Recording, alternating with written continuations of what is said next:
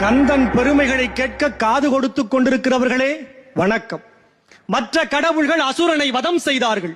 சூரன் என்ற அரக்கனை வதைக்காமல் அரக்க மனத்தை மட்டும் வதைத்து அகிம்சைக்கு முதலடி எடுத்துக் கொடுத்தவனே முருகப்பெருமான் தான்.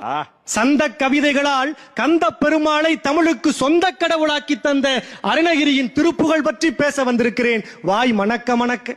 திருக்குறளாய் உயர்ந்து நிற்கும் திருப்புகழை படித்தால் வெறுப்புகளை விலக வைக்கும், பொறுப்புகளை உணர வைக்கும்.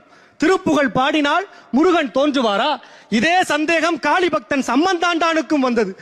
அருணகிரியை வாதுக்களைத்தான். திருவண்ணாமலை வளைகாப்பு மண்டபத்தில் அருணகிரி திருப்புகழை பாடினார். முருகன் வரவே இல்லை. காரணம், குழந்தையாக்கி முருகனை உன் மடியிலேயே வைத்துக்கொள் என காளிபக்தன் சம்பந்தம் காளியோடு போட்ட ஒப்பந்தம்.